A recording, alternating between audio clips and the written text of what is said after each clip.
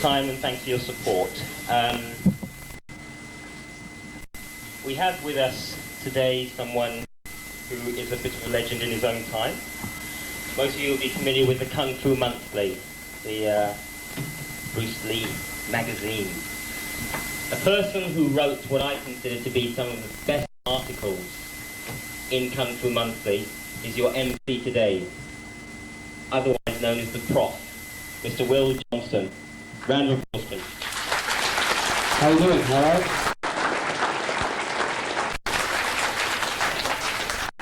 Right, welcome, ladies and gentlemen, to the first official Tracking the Dragon convention. To commemorate the occasion of Bruce Lee's 50th birthday, this is the only convention endorsed by the Bruce Lee estate. It's brought to you today by Mr. George Tan, the celebrated author of the Tracking the Dragon volumes, and Mr. Chris Alexis, founding member of the Marshall Club and unsung promotions expert in all things Bruce Lee. Now there's a small change to the advertised schedule. Unfortunately, owing to unforeseen circumstances, Bolo Young, or Xie Qian, or whatever you want to call him, is unable to attend. He's filming with Mrs. Jean-Claude Van Damme. However, we're very packed and varied programme for you, including a very, very special guest star, whose identity I will not reveal, but I confidently predict he'll both delight and astound you all. Now then, as far as the surrounding area of the hotel goes, you're free to roam wherever you like. The sandwiches are on sale at the bar, they're £2, and the rolls are £1. And you buy a pint, it's £1.70. Yeah. Well, I think without any further ado, if Mark's ready, if you could bring on our first guest, please.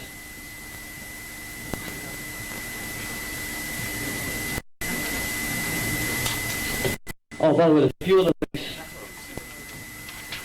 There's a few things to tell you. If you have any questions to our celebrity guests, could you please wait until after the interviews are taking place? We will be taking questions from the floor. You're going back to school, you have to raise your arms and we'll identify you and then you can ask the question. It saves people shouting and people not being able to hear what's been asked and repeating ourselves and wasting time. We've a lot to get through today. Alright, now for the first of our celebrity guests. He really needs no introduction from me. You've all read about him, I think, in magazines the world over. Hailing from New York, the United States, Mr. George Tan, the author of the Tracking the Dragon volumes.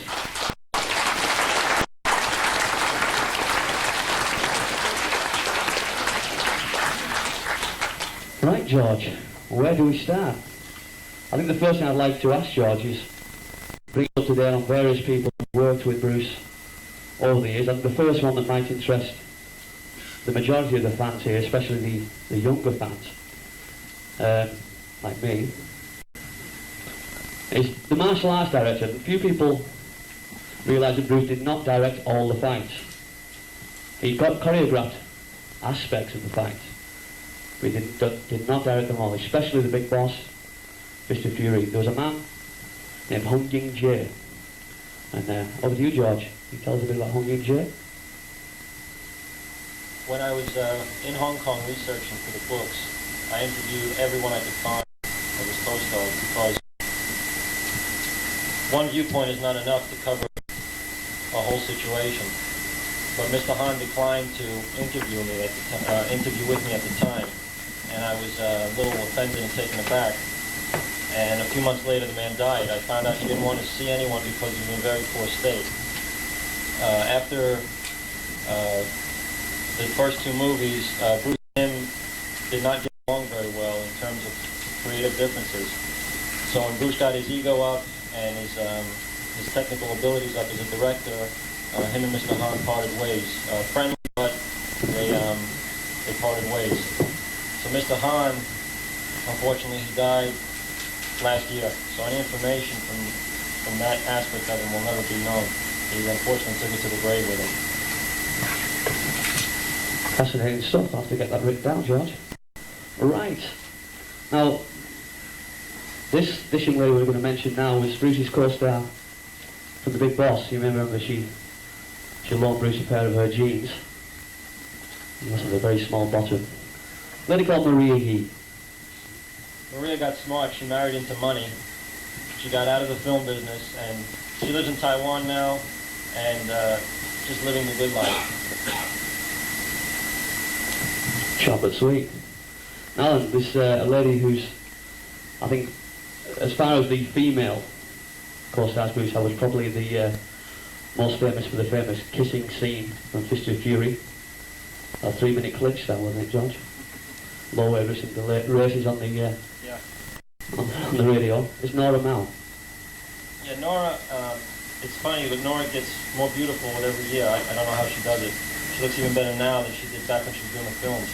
Right now, she's doing a lot of singing. Her first occupation was as a singer, and she just did, for instance, a UNICEF show in New York. She goes to Singapore, and right now, you know, with the Hong Kong crisis from 1997, she plans on moving to Canada.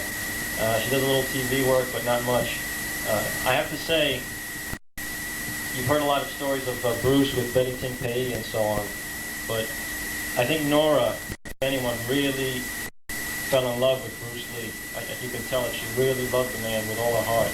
You know, Betty, I don't know what her motive was for staying with Bruce Lee, but Nora truly, truly loved the man.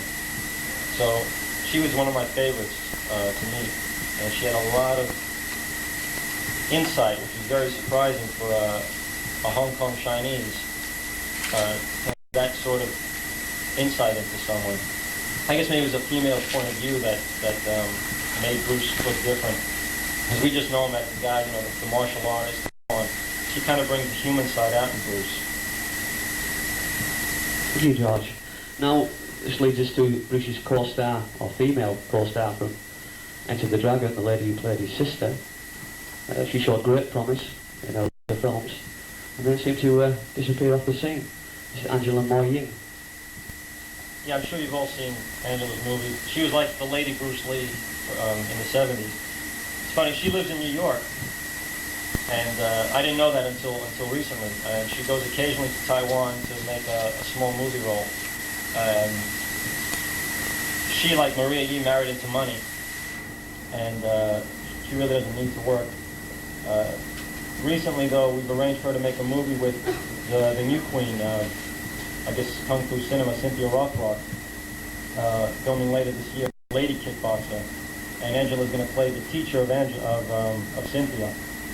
So, and again, Angela still looks the same as she did back then. I mean, she's beautiful. And actually, while I'm on the subject, right, because I've seen all these guys come up, like Chuck Norris and Jean-Claude Van Damme, and I think they all stink compared to Bruce Lee. Right, they've got nothing.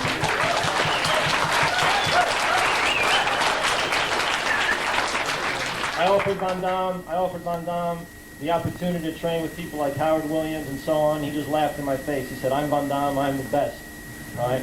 I said, "Okay, then you just keep doing the splits." Right? You know, one thing I'd like to say, to get off the subject for a moment, is, I mean, originally, I was a little reluctant to do any of this because, you know, watching guys like Chuck Norris take cheap shots at Bruce. When I say cheap shots, Chuck doesn't acknowledge Bruce for what he was. Eyewitnesses have seen Bruce kick Chuck's ass in his backyard. But Chuck just goes on and says, "Oh, Bruce was a great technician." You know, I mean, Chuck couldn't even beat Bruce in his dreams.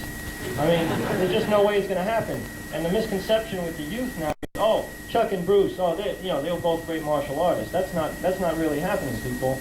Van Damme, all these people they don't have the substance inside.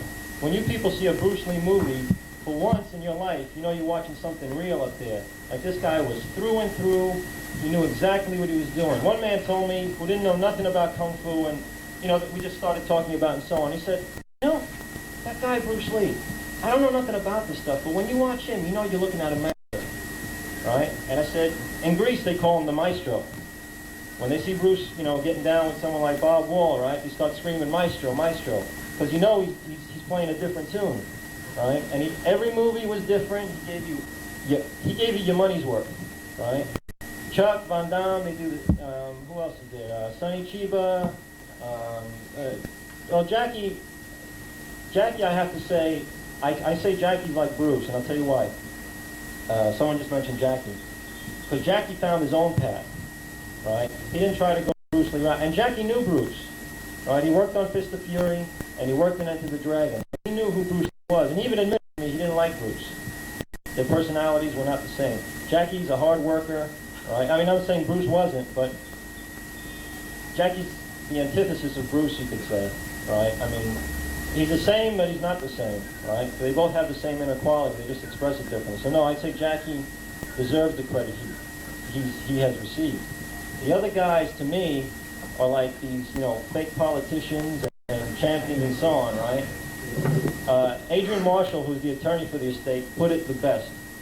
He was asked to represent Chuck Norris by Chuck to be his attorney, and Adrian said, I felt kind of funny because even though Bruce had died, I still felt a loyalty to Bruce. And unconsciously, I think as an audience, you're going to agree with what he just said, right? Because I felt an animosity towards Chuck because Bruce brought the food to the table and Chuck just sat down and ate, right? And I said to myself, that's the way I feel. I didn't really think about it. Why I had this unconscious animosity towards guys like Chuck Norris. I mean, he's the nicest guy in the world, but I just can't stand his films.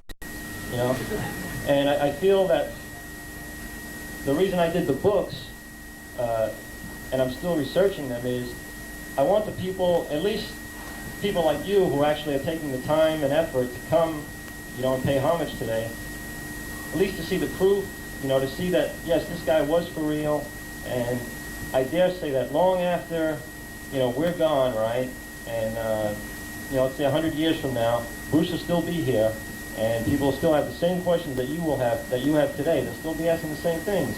And even if you look at things like the Bible, there's so many misconceptions, and it's gone in so many areas. I feel Bruce will go the same way. A rumor will turn into a truth down the road, and there'll be conflicting stories and so on. So I think if we document everything now, today, while everyone is still alive, everyone still has their memory, there'll be no misconceptions. And I think guys like Van Damme are going to go the route of, Ronnie Van Cleef and Joe Louis. They were just an appetizer for a little while, and then we came back to our senses, looking for some quality. You owe to that, George. Fantastic. Brilliant. I'm almost scared to ask him about the next person. Mr. Bob Wall. Okay, well, you all know who Bob Wall is. Bob, like Ed Parker, and certain other martial artists, in their hearts they hate Bruce because they can never do what he can do. I mean, here these guys, they thought they were getting over, and here comes this little Chinese guy, and he could just blow him away at will. He could do whatever he wants with him, on any level, right? He wanted fame, he got it. Bob Wall, Ed Parker, they can never do what Bruce can do. So what they usually do is they sugarcoat the insult. They'll say, oh yeah, Bruce was the best, but you know that he took Jeet Kune Do to the grave with him. There'll never be another Bruce Lee. They don't want to have another Bruce Lee. All right, well, I got news for them, right? Jeet Kune Do does exist, right? It is a system. There is a methodology to learn it, and for you with the genetics, you can get Bruce-like skills, right? Those of you who don't have the same kind of genetics, reflexes and so on, you can at least get developed to your maximum potential. And you won't look like Bruce Lee. You won't be bouncing around or doing any of that stuff. You'll have your personal best. So Bob Wall, the first thing out of his mouth to me was, oh, easily I could have taken Bruce easily. I was just taking it easy on him, right? So I didn't say anything because I wanted to get certain materials out of the guy. I didn't want to get him angry. All right, so, he went on, and I brought about how many have seen the Penthouse article that Albert Goldman did, where Bob Wall speaks? How many have read that? Right. Yeah, well, in the magazine, Bob opened up his mouth again, and he revealed certain private details about Bruce, some of which were slightly exaggerated.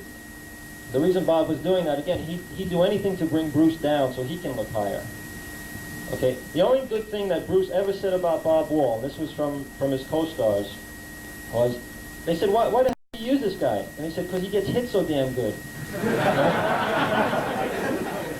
I mean, that's the only reason he liked the guy. He wanted Bruce wanted Bob Baker to play the Bob Wall scene in Enter the Dragon, but I think Warner Brothers, had a different idea. So there was, and if you look at Bob, the way he moves like a wet noodle. He doesn't really have anything, right? For him to say that, he's better than Bruce, I just don't. It's his ego talking. But coming back to the Penthouse article. Of course, the Lee family was very upset because they considered Bob, family. Like he's part of the inner circle. And here he just went blabbing away this, and this to a man like Goldman, right? Who's basically he's just as Adrian Marshall called him, a maggot. He feeds off dead people, And he did a poor job with Elvis. He did a poor job with Lenny Bruce. And Bruce Lee was next on his list. And he got guys like Bob Wall to basically confirm what Albert Goldman was trying to reveal. I mean, Albert Goldman already had it in his mind what he wanted to say. He just needed someone who knew Bruce Lee to say, yes, this is true. So anyway, Adrian Marshall, the attorney for Bruce, went to see Bob. And Bob denied everything. Oh, no, I didn't speak to the guy. I was out skiing that weekend when it happened. I didn't know nothing about it. So Adrian cut to the quick and said, look, Bob, are you going to do this again? And so on. Certain people are very angry with you, like Jerry Ovillo. Jerry Ovillo was an old boxing guy, very tough guy from Mexico. And Bob said, oh, no, Jerry Ovillo wouldn't be mad at me. So Adrian said, Jerry said you'd say that, and he pulled out Jerry's business card and put it on his desk. So Jerry told me to give this to you in case you have anything else to say about Bruce. All right? So sadly, I can't say anything nice about Mr. Bob Wall. There you have it. Right, I think finally, George, probably one of the most interesting co-stars Bruce worked with, Mr. Sheikh Yan, Mr. Han of Enter the Dragon. Yeah, Mr. Han, Sheikh Yan is still around. He doesn't make films anymore. Unfortunately, he's confined to a wheelchair. And he plays the traditional master role, even till today. I mean, you have to pour him the tea, and he thanks you, and you give him some, you put the food on his plate. He plays that up to the hilt. And I don't think in his mind he really understood what Bruce was, because he knew Bruce when he was a little kid, 6, 7 years old. So I don't think he fully understood what Bruce had evolved into. He just saw Bruce as this youngster I used to know. So when they were making Enter, I don't know if you remember a scene where at the end when he's fighting Mr. Han, Bruce does a scissor kick on the guy, on him, and knocks him down. Well, I don't think Han, Chicken was expecting that, because as soon as that happened, he asked for a stuntman, right quick, right? I don't think he fully understood what Bruce was doing to him. So he's very polite, but I don't think his memory's too well, because he didn't seem to remember anything. The one thing that I found interesting about him is I had a Japanese. It was like a graphic novel. They took frames from the film and they added cartoon captions, like the dialogue. And he actually sat and looked at every page of that book. I mean, he actually leafed through every page. And I offered to give it to him, but he played, the polite Sifu. No, thank you. And then I had to start screaming, take the goddamn book, right? And finally said, oh, okay, thank you, right? But the bad news is he is confined to a wheelchair. His legs are given out. On the same note, Bolo, he wanted to come, but Van Damme called him to make another lame movie. So, money talks, right? And he said he promised to come to the next one if he could. We're arranging a European tour for him to go to France and Germany and so on. So, Bolo, you've all seen how big he is. And he said that for a guy that big, he actually humbled himself and said he couldn't do anything. He couldn't even lift as much as Bruce Lee could, weight-wise. Even with his size. He said Bruce was the most awesome, human body that he ever encountered. I mean, I asked him, did you show Bruce anything about bodybuilding? He said, what, are you crazy? Yeah. I said, I couldn't show him anything. He said, Bruce showed me. Right? I mean, Bruce was making him do things, he never even dreamed of. So to me, that was a very high compliment from Bolo, who was considered, the Schwarzenegger of Hong Kong. So Bolo, I have to apologize for him not coming, but Oh, well, I'm not going to tell you that. Well, ladies and gentlemen, please join with me in thanking Mr. George Tan. Thank you.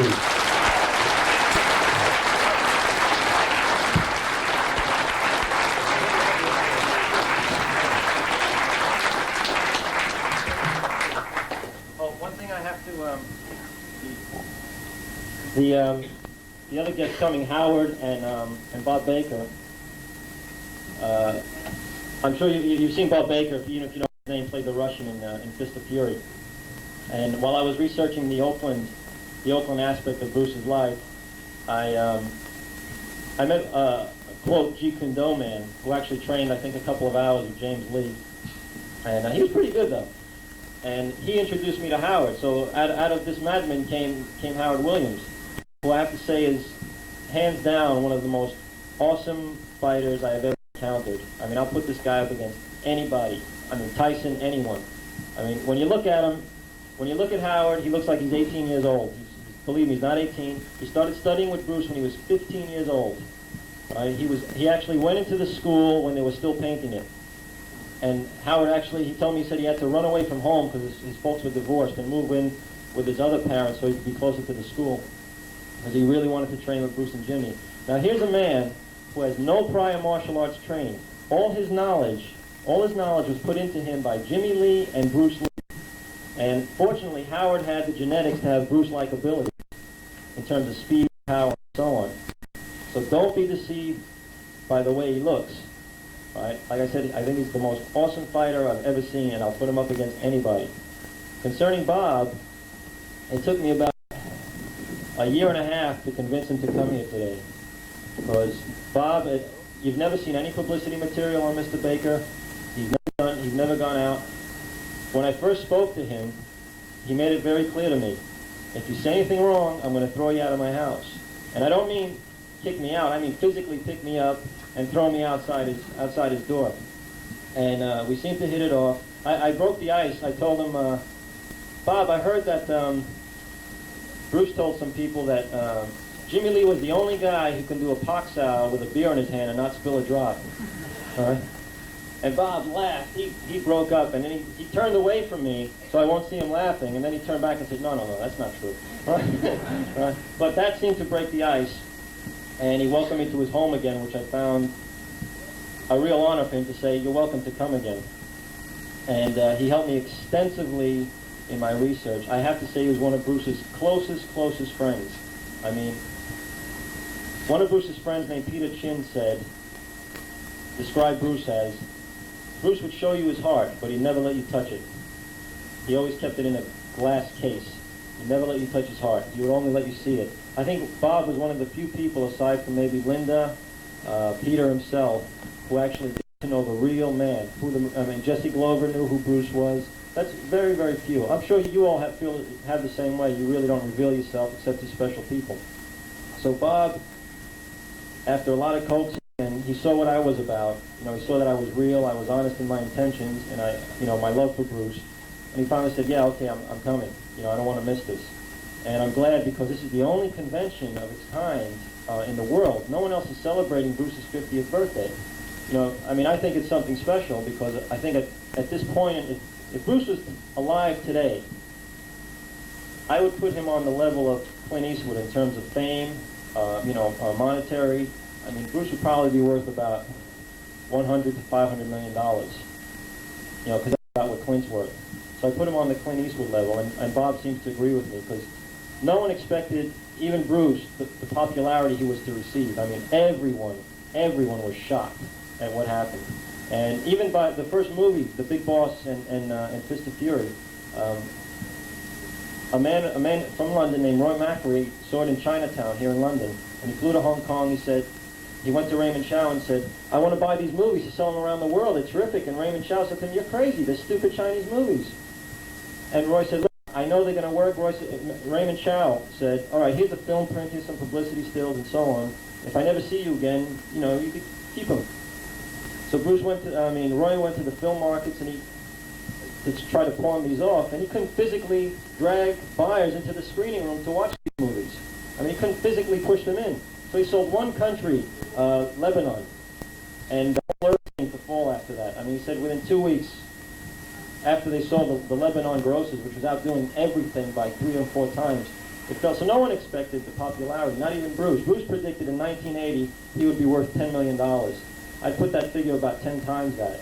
And if Bruce was alive today, none of these other people like Chuck and Van Damme and Ron Van Cleef, they wouldn't exist. You know, they'd be stuntmen in one of his movies. Right? So Howard to me represents what a Jeet Kune Do man should be. Now, I don't know what you people have seen before, but what you're going to see today is going to blow your mind. I guarantee it. All right, so I'd like to take the privilege of introducing Howard Williams, all right, my friend and teacher.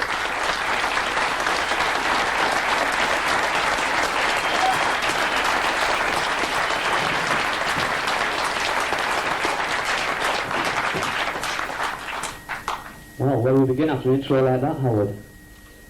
What are you going to say? You're a long-standing member of the Oakland Clanners. George has been telling us. Shooting at Bruce Lee. Touted as the fastest JKD fighter on the planet. Who's that? Your good self. Can you tell us a little bit about your martial arts background and how you came to meet Bruce Lee? Yeah. Well, like you said, I was 15 years old when I first started. The youngest guy that actually trained with Bruce and Jimmy. It was like, wow, it was hard to conceive, you know. It was hard to conceive, you know, being that young, that they would accept me as even a student. But I got thrown right on in with Bob Baker and the rest of the guys. They were about 15 to 20 years older than me. And I was determined that I was going to succeed and stick it out. It proved to be kind of fruitful. Fantastic, right. Speed figures greatly in your armoury of weapons, Howard. I'm sure, as we'll see later on. Can you tell us, how does your speed compare with Bruce at his peak? Wow, I don't like to compare myself with someone like Bruce, but speed is something that kind of came natural for me from where I've come from. You had to move fast and get out of situations quick, and if you didn't, you die. And survival was what made things happen for me. And as far as compared to Bruce, I still don't like to compare myself with Bruce. I just compare myself with myself. I'm my own competitor, my own, let's say sort of like, I'm in competition with myself, not with someone else. All right, we were talking earlier about the location of the Oakland School, and throughout my own research into the Oakland years, it's always been revealed that the school was on Hayward Avenue, and we've now found that it was Telegraph Avenue, which is the school that you joined, as George pointed out was being painted. I was following the legendary Wong Jack Man confrontation. How would you describe the transition period that Bruce went through following that fight? That was a very interesting situation with Bruce and that guy. Bruce didn't recognize, and this is important, he recognized the cause of his ignorance, and from that point realized that there was limitations within himself. And he had to develop a way to compensate for that. So he did put in a lot of homework and a lot of extra hours and developed something, developed himself into what he was at the time and what he is known for today. It's extremely effective, and he passed that legacy down to us. Oh, by the way, you guys must forgive me, I'm a little nervous. I've never been before this many people in my life.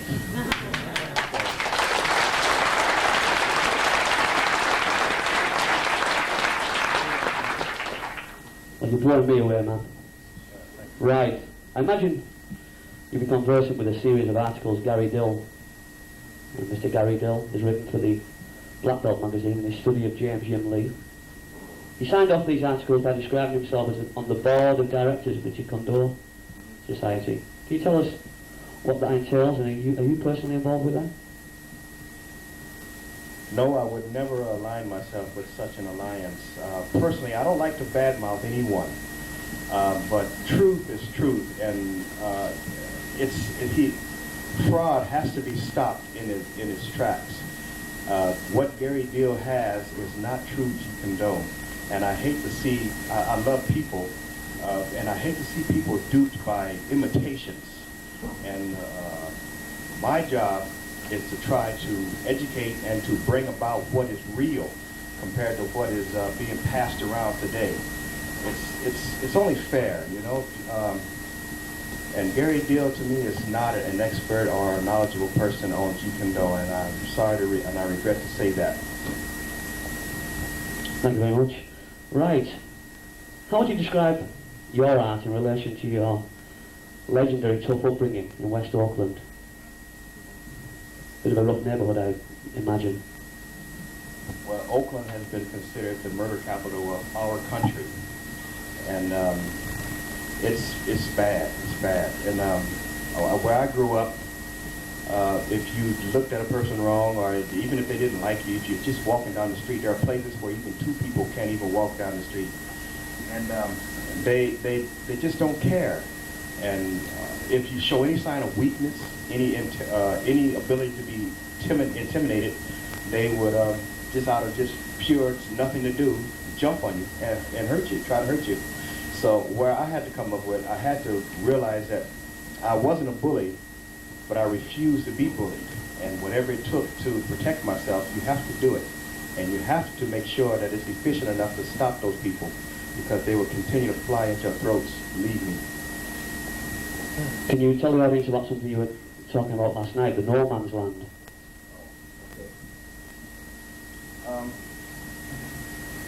No man's land is something that Jimmy had developed for us, a position in front of me where you don't escape. It's sort of like if you haven't done anything by that moment, at that time, there's little chance that you ever will, because it's that instant. I mean, there's nothing that you play around with when it comes to real street fighting. The one thing I learned about martial arts is that most of your martial artists are geared towards fighting one another, not street fighting. And that's where a lot of them get killed and a lot of them get hurt. And it's really sad. But position and distance is very important when you're fighting a person in front of you who is out to kill you and literally take your head off. And they don't play where I come from. I believe it. Right. Speaking of James Lee, he's been portrayed in numerous articles as something of a doer, no-nonsense individual. How did you meet him, and what's your memories of his relationship with Bruce Lee? Okay, my memory of James, I first met Bruce first.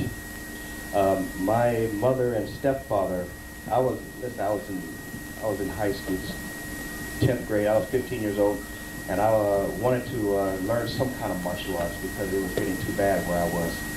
And they said that, okay, they'll find something, but my real father didn't want me to take it. So I had to literally run away from home and live with my mother, go through the court systems, everything, just so that I could take martial arts. And one day they were driving down a street on the bus, and they saw this Gung Fu sign, and they got off, and that's when they first met Bruce Lee, and came back and told me that they found something faster than karate. And I said, I was really fascinated by that word, faster. So I said, okay, take me to him. And so I went there, and I saw Bruce for the first time, shook his hand, and we met. And unfortunately, at that moment, at that time, it was just about when he was getting ready to go down to Los Angeles to make Green Hornet. And then I was introduced to James Lee. I went to his school and found a home. I was thrown into the water. I was thrown into the advanced class, a beginner, just thrown in. And they said, do your thing, you know. And Jimmy said, don't worry about it, because we would do it enough times that you catch on. And I said, okay. And then it came to that point where we met, continued training, and it was fun. Incredible. Right, I think finally, before we hand you over to the audience, how do you think Bruce would have evolved as a martial artist had he lived to see his 50th birthday?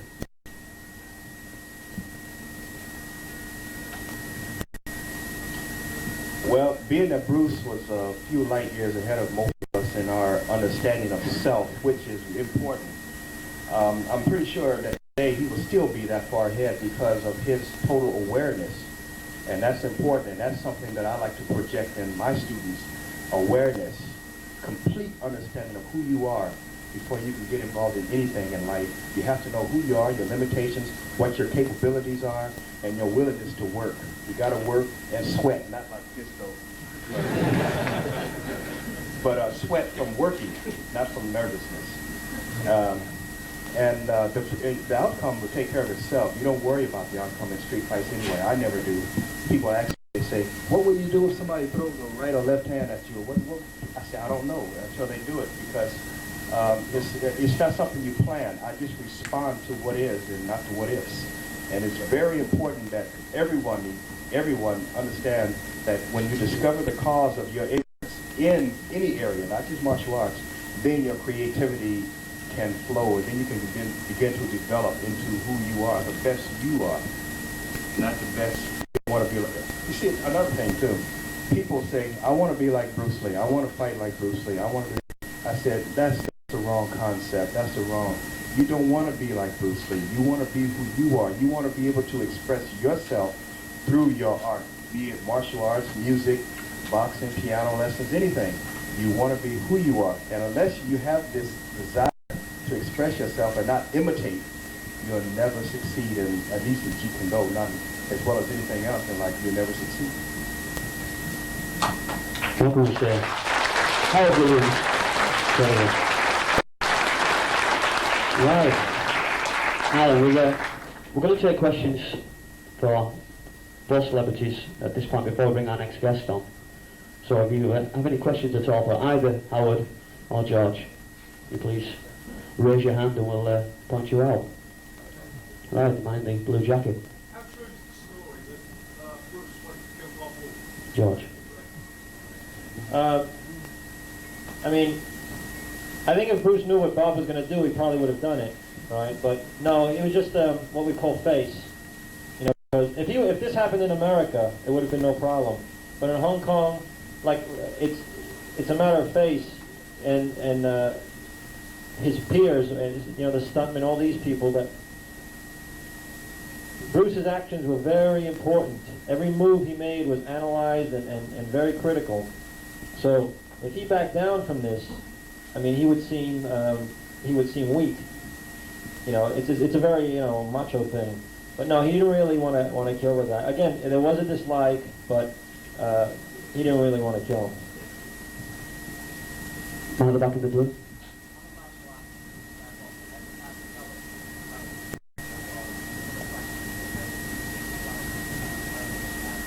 Are you?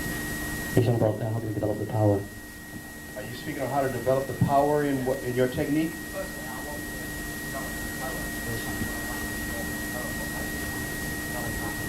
Oh, you want to know how Bruce Lee developed his power? Okay, well, it's not, you know, it's not so much how Bruce Lee developed his, because the way Bruce Lee developed his power may not work for you as an individual. So how you develop your power, learning the physics, first of all, behind what makes things work, and taking whatever you have, and increasing the, first of all, dynamic tension works. It's that you have to be strong. And then from your strength, then comes applied strength. There are two different aspects, two different strengths.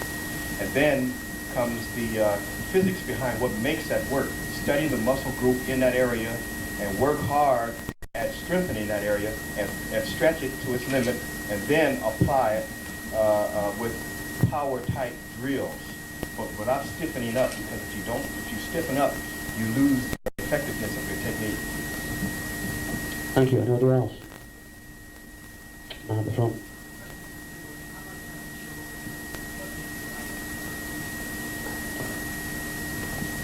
You've seen it all. There's nothing more. I don't mean to shatter your hopes, but that's the reality of it. Nothing of substance of Bruce. One thing people have asked is, what was Game of Death about? You know, what was Bruce conceiving? And from what I've compiled so far, I spoke to everyone who worked on the film except Jabbar, and what Bruce was forming towards the end of his life, and that would have changed also. He planned to play an internationally famous martial artist, and the film starts off in Narita Airport in Japan, and he gets told at the airport that his family has been kidnapped. Now the organization that tells him this are supposed to be the quote good guys, and it builds up. He has to go up this tower, to fight the bad guys. But what he realizes is that the good guys and the bad guys are all the same. That's why you see him yelling out a window at the end of Bruce Lee the Legend, right, when he's calling out to the people that have hired him that he's done it. But what Robert Chan told me, Robert Chan was a close friend of Bruce. He was going to marry Bruce's sister one time. What he explained to me, he's in Way of the Dragon. He's the bulky waiter, like a muscular waiter, if you remember him. What Robert said, that you see Bruce going down the stairs at the end of the film. What they were planning to do, what Bruce had, an idea Bruce had was that they'd be waiting for him downstairs, like 24 guys would be waiting for him, and they'd be like a bloodbath. All right, Bruce had that in mind for an ending for Game of Death, because he saw the footage of Jabbar and he wasn't that enthralled with it. Like it wasn't there. It wasn't solid enough for a proper ending. So concerning the footage, don't think that there's stuff hidden away or there's nothing left that you haven't. Now there's a lot of Enter footage. All right, we can remake the Enter movie using you could redo the whole movie by using different angles, because they filmed it from various angles. And they've got hours and hours of footage locked up in their vaults. They've got about, you could make all the mirror scenes into a full movie. They've got about hours and hours of stuff. When Bruce, all the accidents you read about, when the snake bit him, when he cut it, that's all on film. All that stuff is on film. But unfortunately, Warner Brothers consider that an old movie, like The Exorcist and so on, and they keep it away in Kansas City in a vault, and that no one's going to take the time to actually go and find this kind of material because it's not profitable to them. They're making new movies. They're making $50 million if they make a Steven Seagal film. They're not going to go searching for footage of Enter the Dragon to make a few $1,000s. It's not going to happen. So, unfortunately, there's nothing much to look forward to in terms. I don't mean to shatter your hopes, but that is the truth. Thank you. Anybody else? The red is like.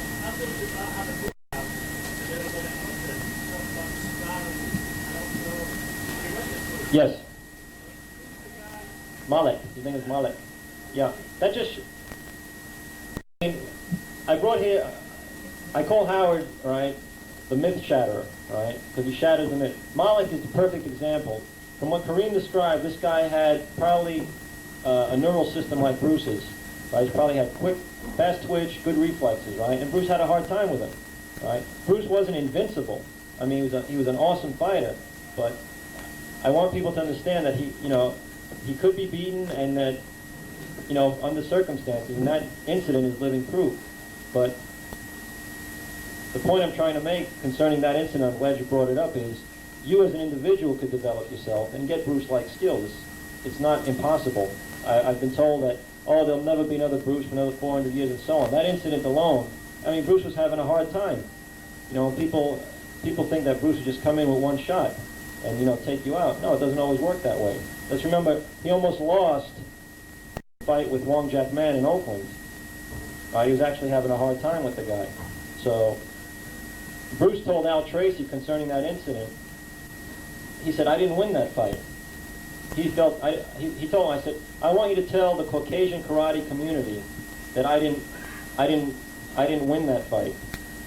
He felt that he didn't do his personal best for that. So, on a happy note for that, when you read this, I hope you don't get disillusioned, but you get inspired that yes, I can do it also. Remember the white sleeves. I read that. I think it's like some of the extra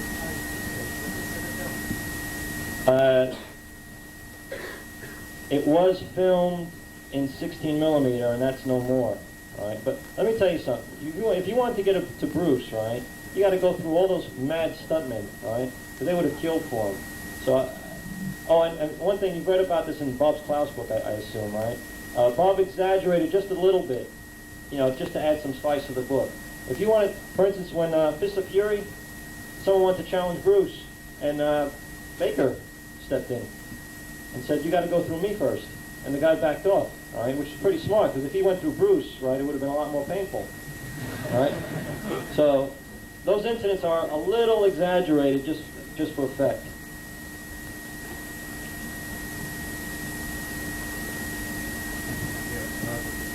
I just wanted to know, I read in that book, that was you done that correctly? Correct. The stuntman for that, his name is Yoon Hwa. Okay, his name is Yoon Hwa. He's in a. You can see him. You can see what he looks like in Enter the Dragon. There's a scene where some women are flicking some darts into apples, and they're catching them. One of the guys who catches them is a thin guy. He has pop-out ears. Right, that's the guy. And he's also in Fist of Fury. He plays a Japanese at the park where he tells Bruce to go down like a dog. That's his stunt. That was Bruce's stuntman. He did this. He wasn't in Way of the Dragon. Enter. He did the stunts, and you saw him in that little bit.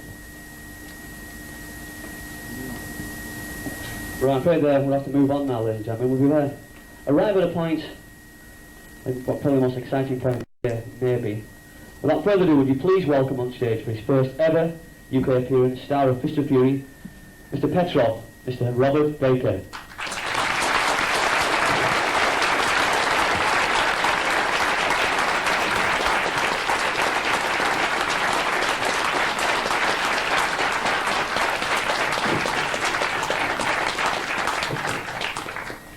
Right, where to begin, Bob? Where to begin? Well, first of all, welcome to the United Kingdom. Is this your first visit to England? Yes, it is. Fantastic. Right, apart from your appearance in the Chinese Connection, or Fist of Fury as we know it here, very little is known about your further involvement with Bruce Lee's life. After all, prior to working on Fist of Fury, you've been friends for 10 years? Tell me, how did you first meet Bruce Lee? I met him through James Lee. What was that? Was James Lee a personal friend, or? Well, no, at the time, when I started, there wasn't too many Caucasians that they were even teaching Caucasians. And I went to Jimmy's house. I went there to, see if I could come back later on and train. He said, I'd take you now. He said, I'll teach you now. Were you surprised by that? Very surprised, yes. You've spoken of an amusing incident during your grappling scene. You might remember the scene from Fist of Fury where Bob has Bruce in the scissors and Bruce bites him. Tommy, can you tell us a bit further about what happened? Well, it was just that I had a hard time because I wasn't an actor. I didn't know how to respond to it. I mean, he had to really fight me. But apparently you pulled away very fast, and what happened to Bruce? Oh, I just about pulled his teeth out. They didn't show it on the film, but he just put his hand over his mouth and it almost yanked his teeth out. Incredible. Right, during the fighting scenes, Bruce asked you to fight in the style of Wang Yu, who was a star in Hong Kong at the time. And he said you were sore from the actual force of contact during the different scenes. Did you actually hit each other? Yes, we did in most of the fight scenes. We were really sparring, except for the few of the camera angles that were where I was imitating Wang Yu. I see. Pardon? Well, during your time in Hong Kong, you made a promotional appearance on Hong Kong TV for Fist of Fury. What took place? Well, it was just a promotional for the Fist of Fury. It was on a few days before, I believe. Really can't, quite a while ago. Yeah. And can't really remember everything about it. Yeah. I remember falling down, getting kicked down, getting thrown. I remember all those things. Right, well, I'm sure the audience are itching to ask you a few questions. Everybody got any questions for Bob? Any at all. Anything at all, he says. Was this promotional thing you're talking about, was it Bruce kicking you or throwing you? Or? Was it Bruce, Bob? Yes, it was Bruce, yes. Which was actually, I always looked at it as a form of training. Taking these punches and kicks, because I always volunteered for them. Anybody else? Man in the white shirt? Did you know any of the martial arts before you started training? James Lee. Well, yes. I had studied boxing, and judo, and aikido, and classical Shaolin before I even got to James Lee.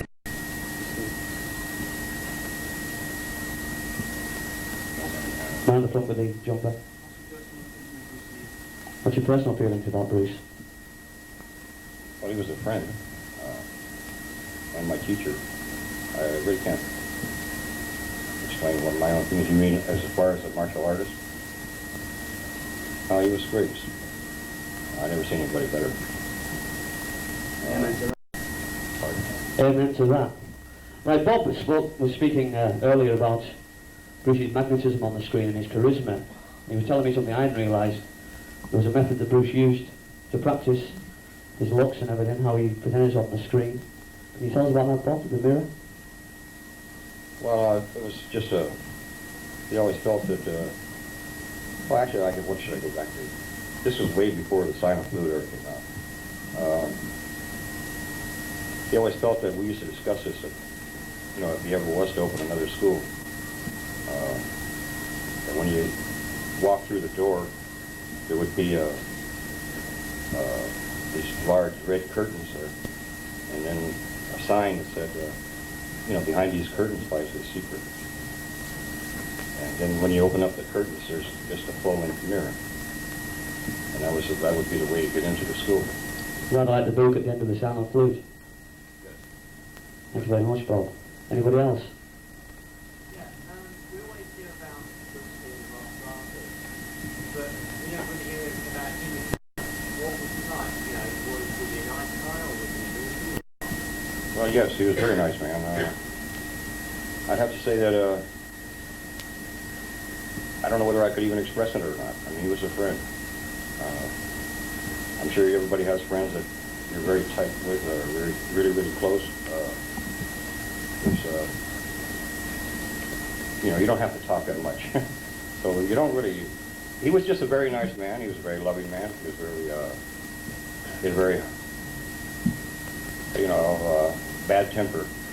But even though being a friend, I never saw him the same way that other people saw him. So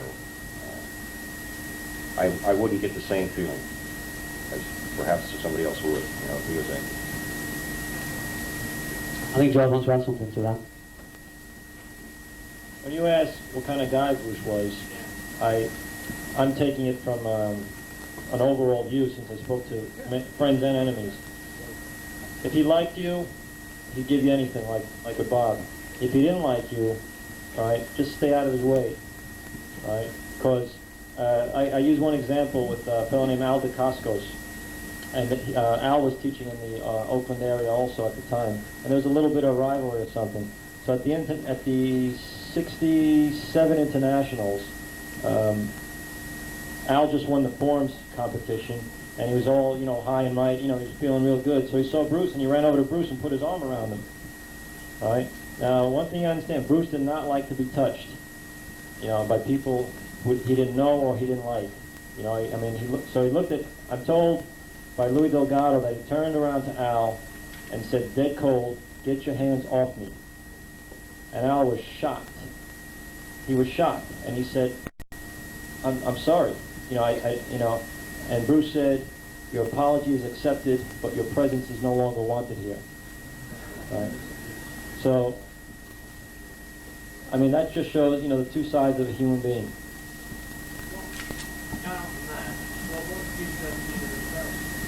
You'd have to ask someone like Bob that, or Linda. What was that again, please? Seeing that as an example of himself, what was he thinking of himself, how would he describe himself? How would Bruce describe himself?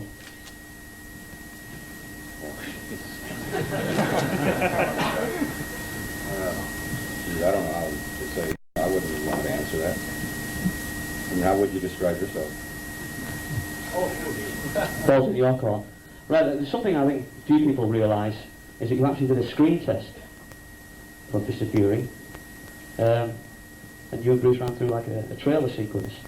And so I think there's some photographs of that circulating today. Can you tell the audience about the screen test? I need to actually do that again, could you?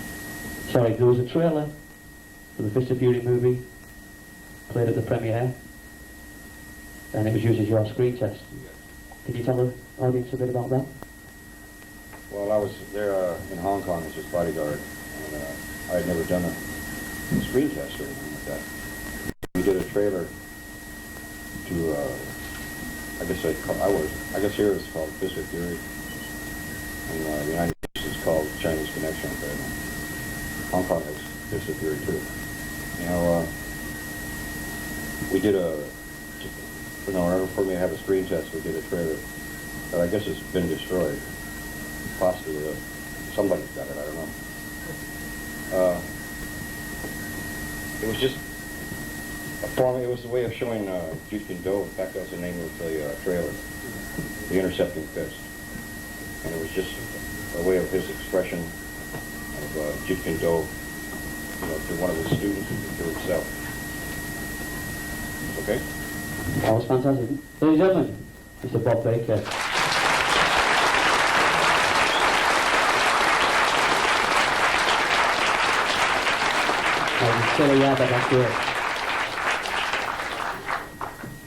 Right, this is where my nerves start to frazzle a bit.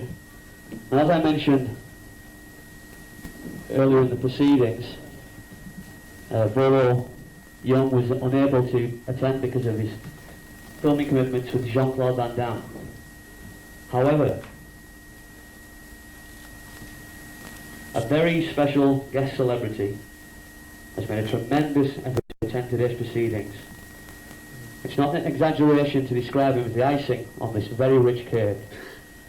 It is the first ever public appearance of Bruce Lee's co-star, Enter the Dragon. You know him as Mr. Roper. Ladies and gentlemen, please give a warm British welcome to celebrated film, television and theatre star, Mr. Chuck Saxon.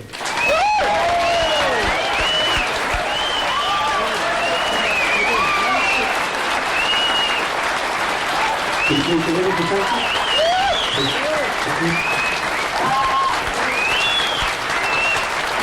A very great pleasure to meet you, sir. Thank you very much. Well, you'll have to make yourself think of it. Are you happy? Did we lie? We never lied. Well, first, Mr. Saxon, I'd like you to begin by welcoming you to the United Kingdom. Is this your first ever visit to England? No, I was here, but quite a long time ago, so it seems like I'm really becoming acquainted with Great Britain all over again.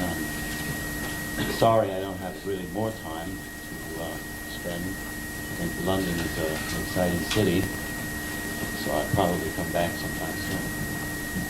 We'll look forward to that. Tell me, sir, how did you become a professional actor, and what early movies or TV shows did you make your debut?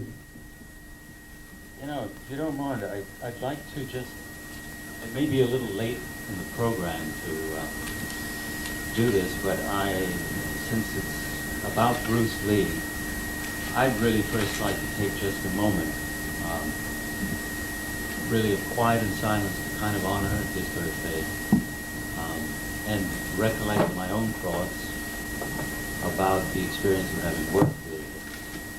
So if you don't mind, just for a brief time, I'd like to be quiet.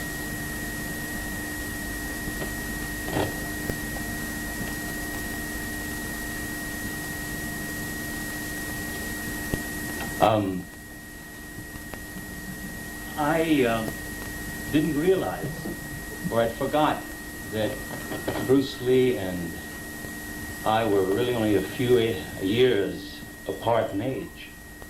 I guess that's because after he died, I guess we all thought of him as he was then, 32 or 33 years old. And that brought to mind that, well, working with him and what it was like and the kind of relationship that I had with him, he spoke very proudly about being a martial artist first and an actor secondly. And that made me think at the time that equally proud I was an actor first and a martial artist really, well, someone who kind of practiced the martial arts quite secondly. He was having such enormous success when I met him that it was evident that he was going to be a great big star. He was already in Hong Kong. And it prompted me to ask him the question, would he consider sometime in his career playing sort of mortal human beings? People who could say, I'm afraid, or don't hit me, or something like that, belying his great ability and prowess. And he sort of stopped and he thought about it. I said, that's interesting. He said, yeah, I'll think about that. And unfortunately, of course, among many other things in his life, well, his life ended and he wasn't able to think about that. I remember now when I first went to Hong Kong, I had never met him. I'd heard about him. And I was quite excited. I remember I spoke to him on the telephone and he invited me to his home one morning. And in anticipation, I felt like, I assume many of you have practiced martial arts, I felt like I was going to go through a Q test or something like that. I began rehearsing a form and stuff like that. And I went to his place and he showed me around and the gym he had, the home gym, the various kinds of heavy bags and light bags and all kinds of weight equipment and things like that. And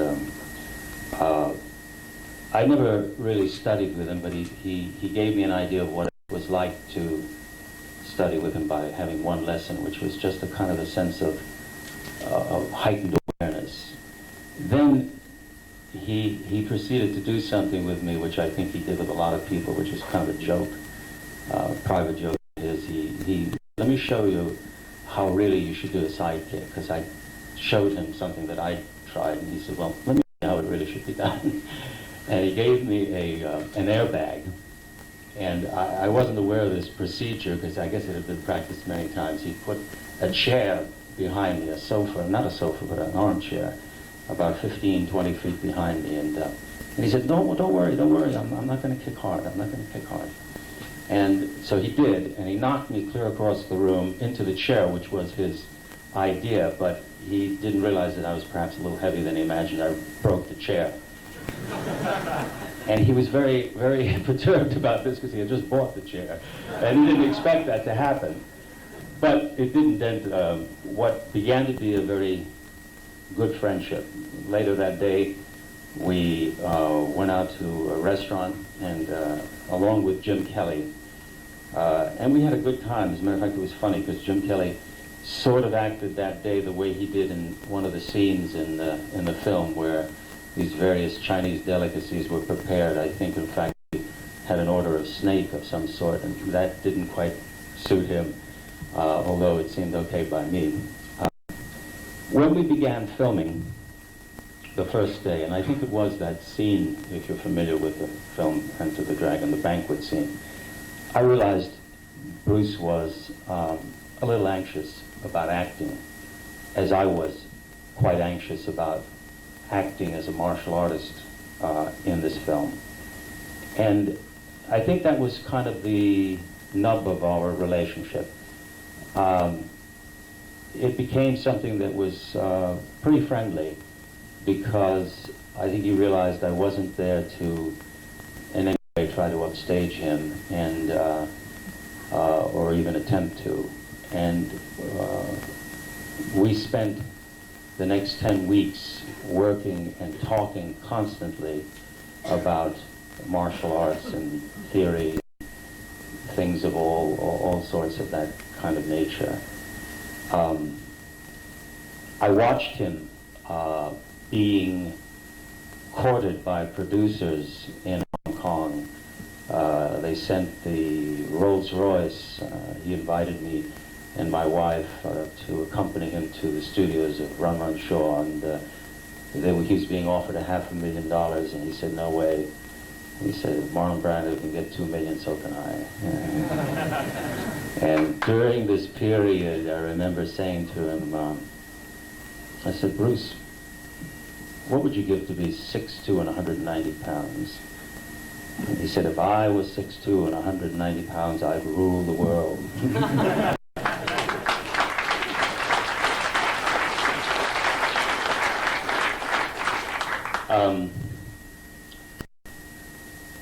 Obviously,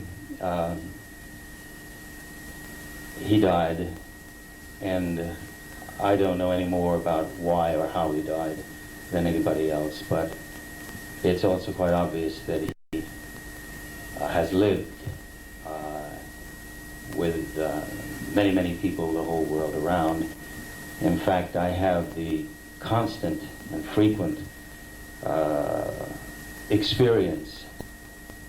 One example of which was one day I was in the lobby of a hotel in Los Angeles, and I was on the telephone calling somebody, and I could see through the corner of my eye a fellow walking across the lobby, seeing me. He was a brother, and he made a big kind of gesture of exclamation, and he walked over to me, and I could sense what was going to happen. He said, man. And I was still on the telephone calling, and he said, man. He said, I understand Bruce is alive. I said, no, I'm afraid he's dead. He says, no, man. He says, he's alive. I got it on good sources.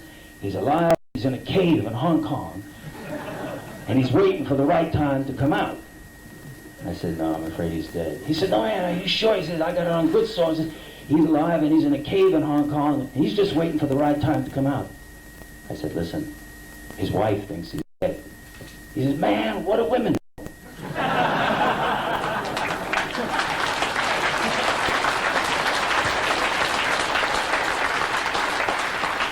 Anyway, anything else that you'd like to know that I might be able to answer, I'd be quite willing to have. Yeah, if anybody has any questions for Mr. Saxon, can please raise their hands. Quite a few. Can we take the man in the front there? Pleasure. In that film, Into the Dragon, this is a part where Han said how you participate in foreign education, how you've been getting on those slaves. How, he said, what did he say? Edification, yes, I think I remember that. Yeah. You kind of grinned a bit, then you left it. How did you feel? Yeah. Bruce Lee was the man you would be taking on? Well, I'm glad that never quite came about. I think there was just a sense of something like that at one moment, but it was more drama and acting that occurred in the filming. You know, when I think we were supposed to decide who was going to take over and fight that fellow Bolo, right? There was some sense of a confrontation of wills or something like that. Now, Bruce was extraordinarily strong and adept, and he had, I don't know how he had done it, but his forearm, I think he told me he had done it by years of sort of hitting them against tree trunks or something like that. When he hit you, it was something close to paralysis in the muscle. I mean, he did once just give me a little slight kick in the thigh, and he was just so hardened. He trained, I think, every day. It was my feeling and advice to him that he could lay off a little bit and relax. Anyway. Anyone else? Did you witness any of those confrontations that we've read so much about on the set between some of the younger kids? There was one incident that was that occurred one day. You say kid, yes, it was. It was a young boy who was saying something to him. He was seated on the perch of a wall, and he was speaking in either Cantonese or Mandarin, so I didn't know precisely what he was saying, but the tone seemed to be challenging. To what degree, I don't know. Whether he was insulting or what, but it obviously was something that Bruce felt he had to address, and he very quickly did, and the kid had a nosebleed and begged off. And that was about the only thing I saw of that in that show. Anyone else, Samantha, from there?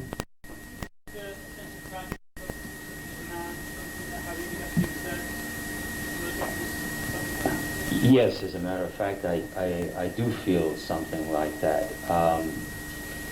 When I met him, he was on the verge of something happening to him, which was obviously extraordinary. I mean, the recognition factor, the explosion of success.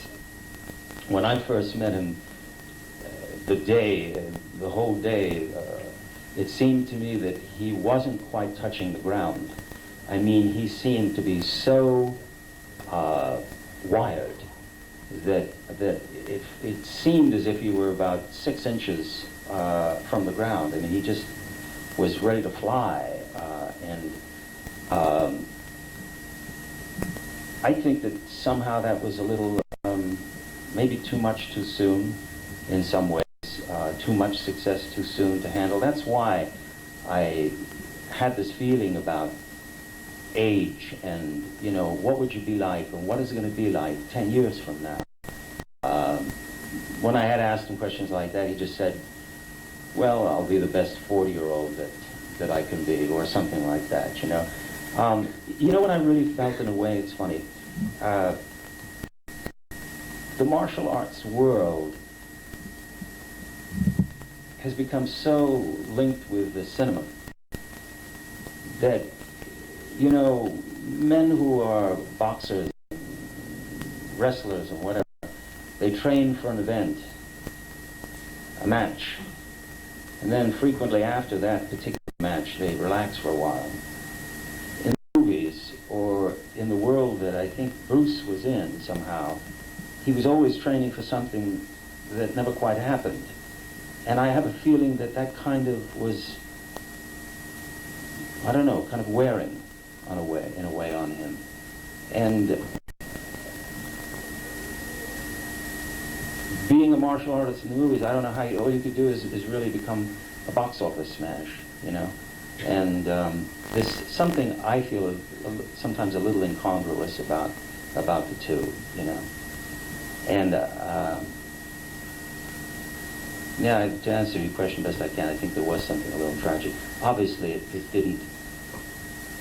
It would have been nicer, I think, if he had a long life. The glasses there. Do you ever advise him to calm down, to get a bit stressful when all this exploding at that time?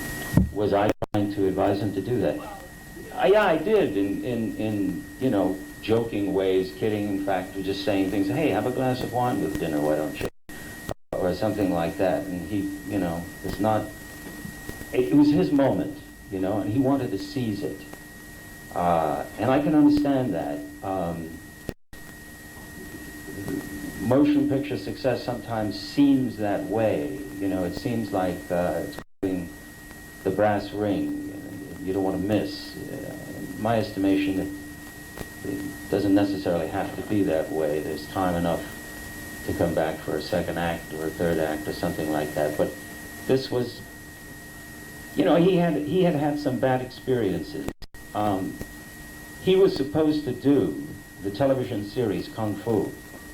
Strangely enough, I was supposed to do the television series Kung Fu.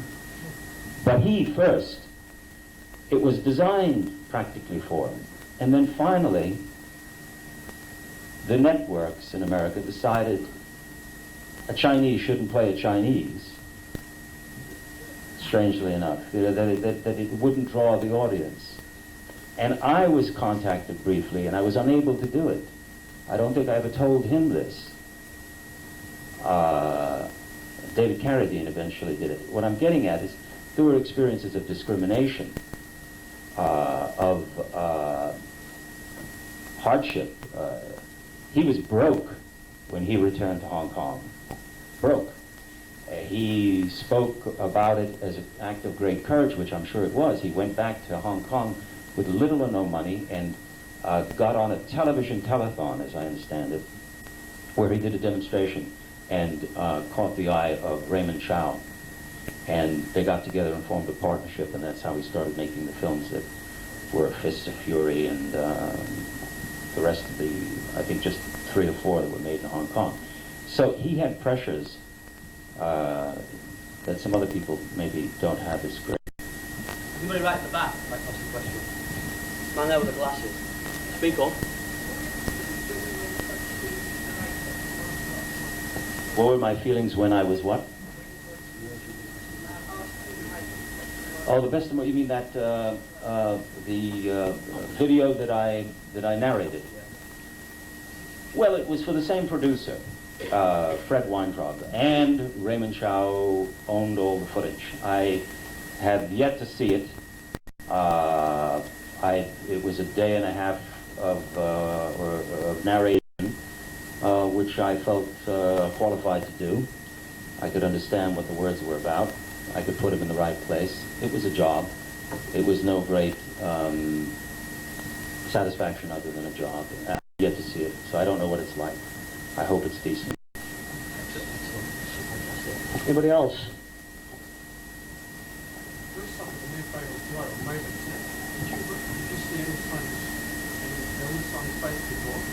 May the 10th? Well, no, here, but I'll tell you, what happened that I remember now is that May the 10th, huh? Well, sometime in May, we were trying to recollect this morning, sometime in May, I was in Los Angeles, and I got a telephone call from him. He came to Los Angeles. And I said, well, what are you doing? You know, what's up? What are you doing? He said, well, I'm going to the doctor. And I said, why? He said, well, I've been having some problems. He indicated, if I remember correctly, that he had been fainting. And he did say to me, very cryptically, there may not be a Bruce Lee. And I thought that was, it chilled me, but and the only way I could respond to it was kind of, you know, joshing, kidding. I said, oh, what are you talking about? Come on. You know, so. But it made an impression upon me. So I remember I called him back about 2 days later, 3 days later, and I said, so what's the, he said, great, man. He says, the doctor says I've got a body of an 18-year-old. And he was really feeling chipper and fine, and that was the last I ever spoke to him. But I don't know anything about a blow or what may have happened to him. Anyone else? How much do you believe that you died over had that killed? I have no reason to believe anything else. There are always conspiracy and theories going about. All I could say, I remember, you know, I had done karate for about 4 years. By the time I was in Enter the Dragon, I had stopped training in any way of any seriousness. But I was interested, I always have, and I still maintain an interest in various things. And I was asking him a lot of questions about things like Tai Chi Chuan and various Chinese martial arts, which he was not very admiring of, strangely enough. In fact, he said, okay, he said, I'll arrange for you to meet somebody. And I did. He arranged for me to have a meeting with somebody who headed up, I don't know what it was called, some organization in Hong Kong. And the guy, I think, was a practitioner, Sing Yi. And I didn't get much out of it because he wasn't much interested in teaching me or anything like that, but I did get a feeling that there was an animosity toward Bruce, that they regarded him as brash, that they regarded him as an upstart or something like that. Whether there's any foundation that there was any foul play, I have no way of knowing. I felt, from knowing Bruce and what I've tried to indicate already, that he had an extraordinary nervous system, that he was tuned like a racing car, and that you can't stay that way for your whole life or for any great long periods on end. And for him to react in a very, very odd way to some kind of medication, which is what I understand happened, that he took something like Emperor, something that wouldn't affect me, you know, very much, but had a great effect on him. Seems possible.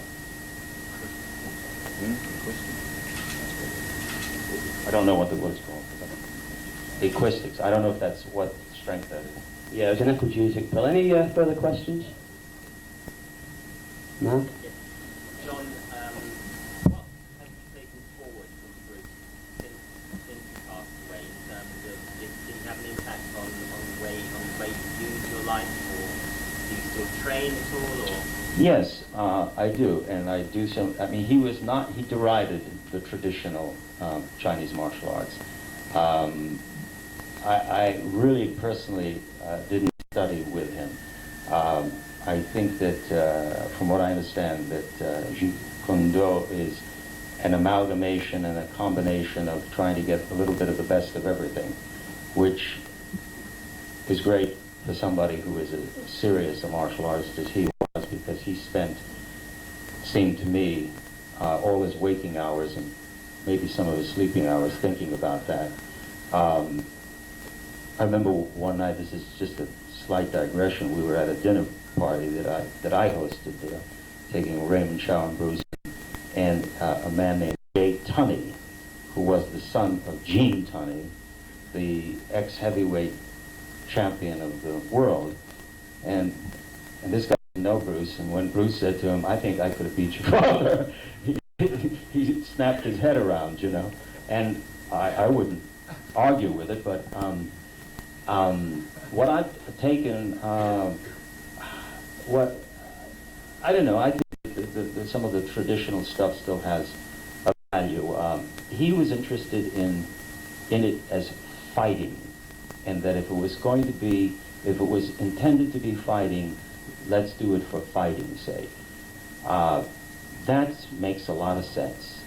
However, when you get to be 50, most people are less inclined to want to fight. And the very same things of the traditional arts still have a value.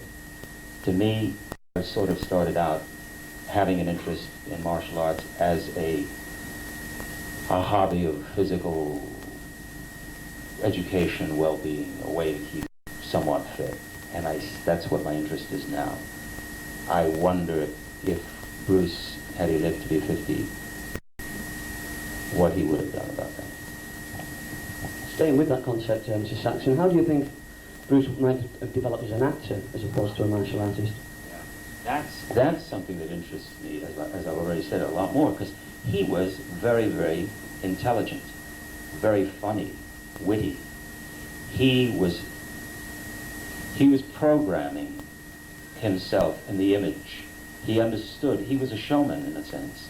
He knew what he was, as he said, a martial artist first, an actor secondly. But the way he presented himself, he had an idea, a very, very clear idea of how to present himself. How that would have developed is, as I already said at the beginning, something that would have interested me a great deal.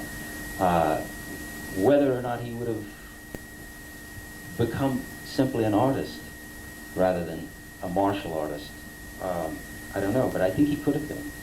I really do.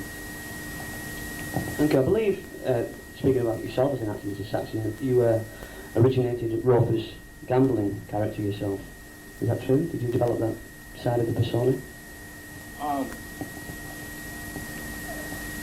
When I started doing martial arts, I really kept it quite apart from anything related to my work.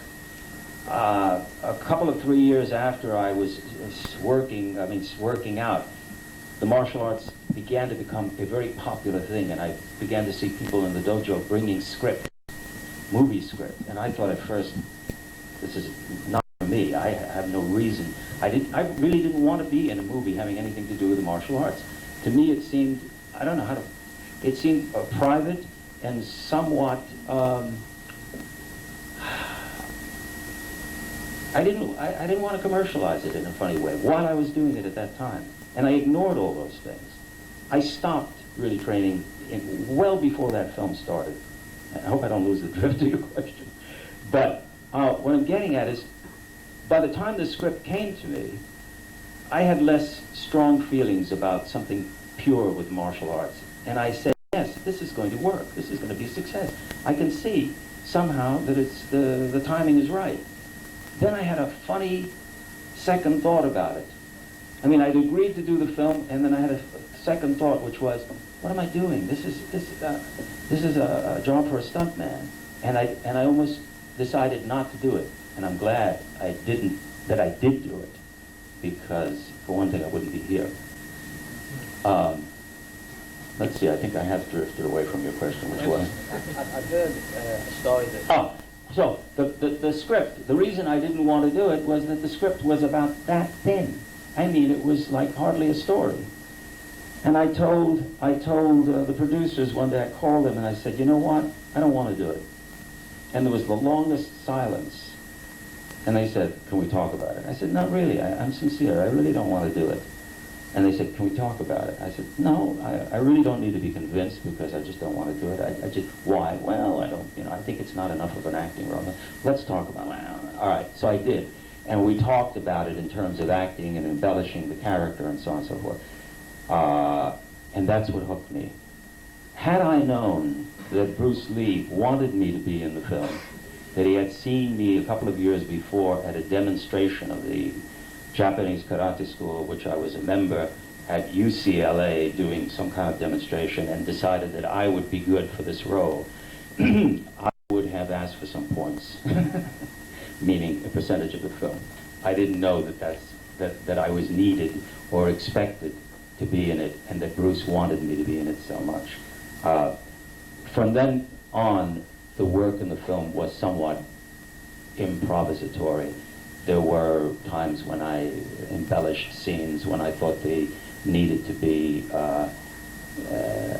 Sometimes the director, I read recently in a book that he wrote on the subject, that he thought that I was changing the I think he really wasn't innately involved in the martial arts or in some of the comic or humorous parts of the film, and that didn't quite appreciate it. I think maybe he might have after they came out on film. I think we all agree with that. Any more questions? Which is an opportunity never to repeat it. Don't waste it. Thank you. Yeah, if you had the chance to film with him again, if he hadn't have died, would you have liked to have done that? Oh yes, of course. Yeah. There was a script that he'd written that became, I think it was called, he I think called it something flute, the silent flute. Silent flute, yeah. Yeah, and it became a film called Ring of Iron or something. Is that right? Well, Bruce was thinking, I mean, when I say that he had great capacities as an actor, and he had written that script in collaboration with Sterling Silliphant, and he was able to conceptualize everything in terms of the martial arts. I mean, to him, I got a little bit of the feeling that the martial arts sort of gave birth to life, rather than somewhat the other way around. I would have loved to work with him again. I don't know what it would have been, but I would have, yeah, sure. Any further questions? Man at the door in the brown jacket.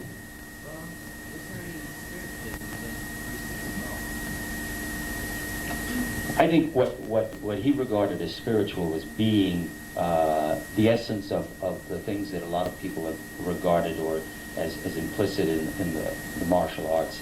Something like that Zen thing about the stillness and the absolute awareness, of not kind of falling into patterns, anybody's pattern, of being somehow kind of true to the moment. And I think that is spiritual.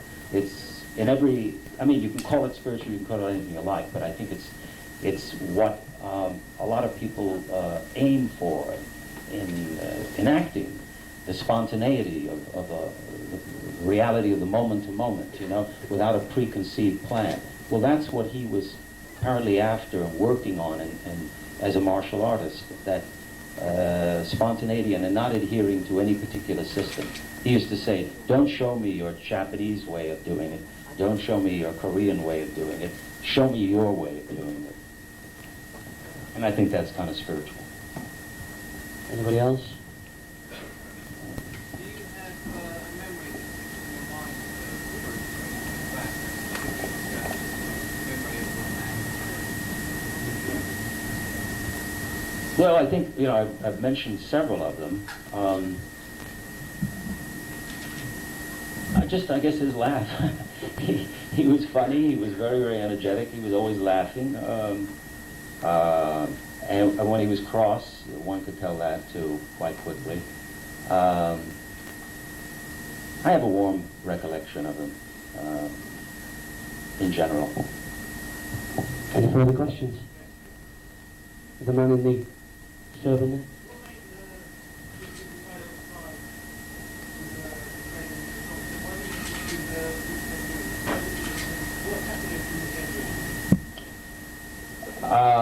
I think, don't you think you fellas have answered that kind of question, or could answer it, you know? I'll tell you, all I can recall was that he just felt that one particular approach was not sufficient for all situations. I think I remember him saying that he had done Wing Chun, and then he discovered that there were shortcomings, that you couldn't do certain things with Wing Chun. So he used as much Wing Chun, as I understand it, as he thought, you know, suitable in certain circumstances, and began to enlarge it. And his library, he had an enormous library of everything having to do with martial arts, including fencing. And I think he picked up, his brother, I believe, was a fencer. And I think he picked up a lot of things from fencing and Western boxing and grappling arts. He was very respectful of judo and jiu-jitsu. So his thing was to be a complete martial artist, not just a representative of one particular national approach. And so I guess he put as many together as he thought suitable. Am I right? I imagine, Mr. Saxon, there were many opportunities to share pointers on both sides of the art. Him to you as a martial artist, you to him as an actor. Do you think there's anything any tips you gave Bruce as an actor?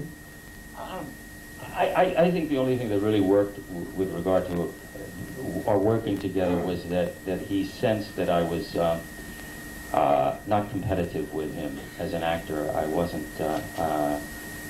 I was trying to do my role and fit it in the best way with the whole story, and I think that relaxed him. And I think it's one of the reasons that we had a friendship, and that I think he liked me. I wasn't trying to upstage him or use any acting tricks to gain some kind of an advantage, you know, in some ways. And I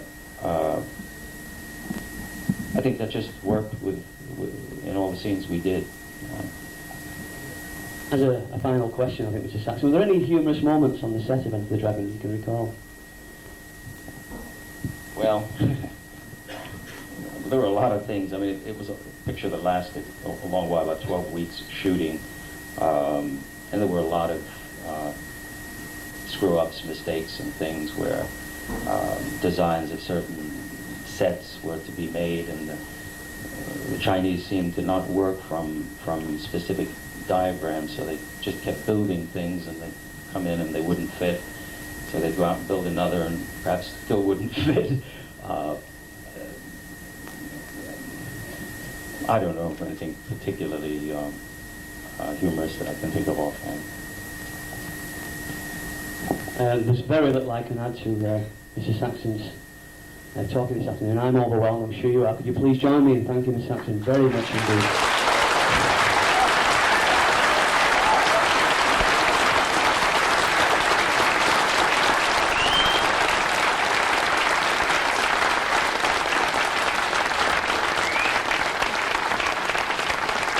Right, now, I'm sure you'll all respect the privacy of the three celebrities here, but they have agreed to sign autographs rather than having a mad melee, a rush, you know, everybody getting upset, and we will sign autographs for everybody who wants them.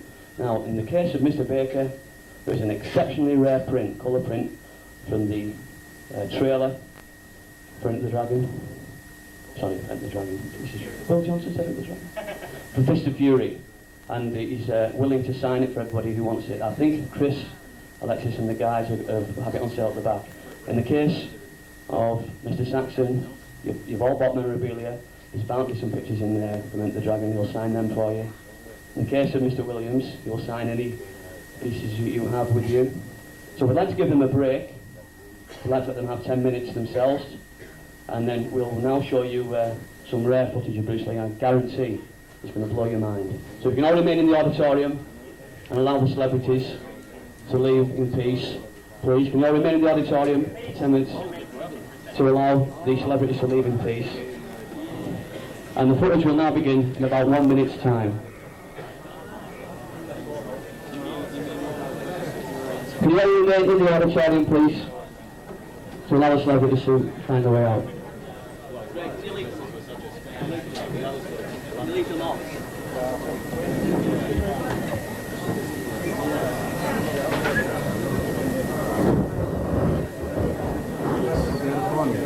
Right over there, aren't they?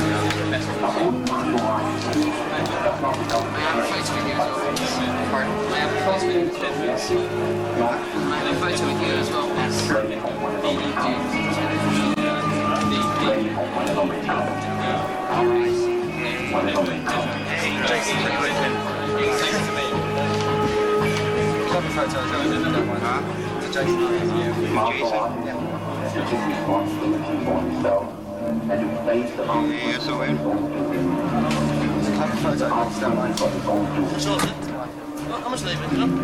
£5.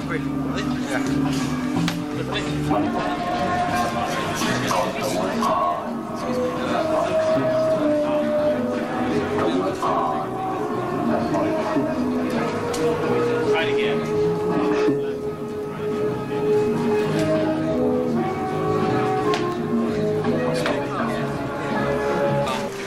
Like a song. Excuse me, can I? I'll send you in a few other things. What about